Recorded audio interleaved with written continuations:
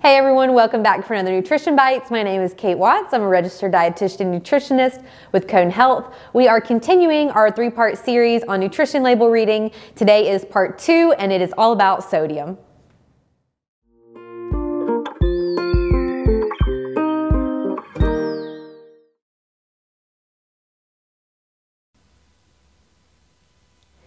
Sodium is an important nutrient that helps control fluid balance in the body and helps to manage blood pressure. If we consume too much sodium, that may raise blood pressure and also cause fluid retention. The American Heart Association recommends that we limit sodium intake to 2,300 milligrams per day.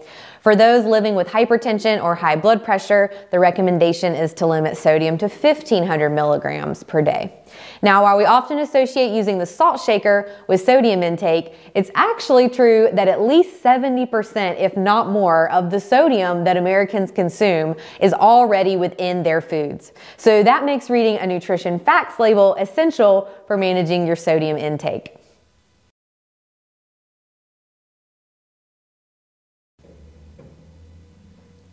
When we're looking at our nutrition facts label, we always want to check the serving size first. So all of these values are the amount that are contained within one serving of this food, not the whole container.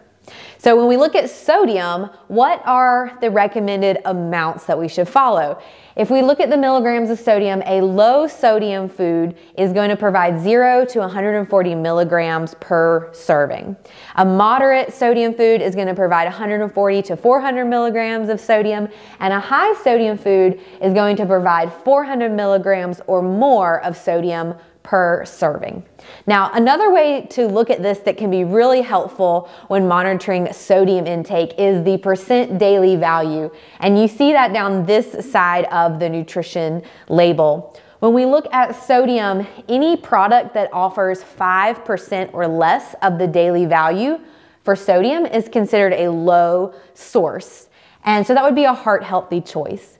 If you notice that a product has 20% daily value or more for sodium, that is going to be a high sodium choice. And for some products out there, you may even see a 50% daily value or even more for one serving. And so that's going to be an extremely high amount of sodium. And those are the products you probably want to put back and look for a lower sodium alternative.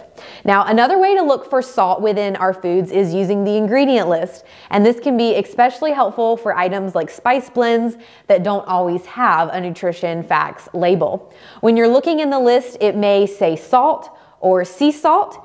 Any combination of words that contain sodium, disodium, or trisodium, as well as sodium bicarbonate, which is baking soda, or monosodium glutamate, which is MSG. All of those are different words for salt in the ingredients. Now, it's important to keep in mind too that when you're looking at an ingredient list, it is listed in order from greatest to least. So the very first ingredient is going to be present in the highest amount in that food, whereas the last ingredient is going to have been used in the smallest amount.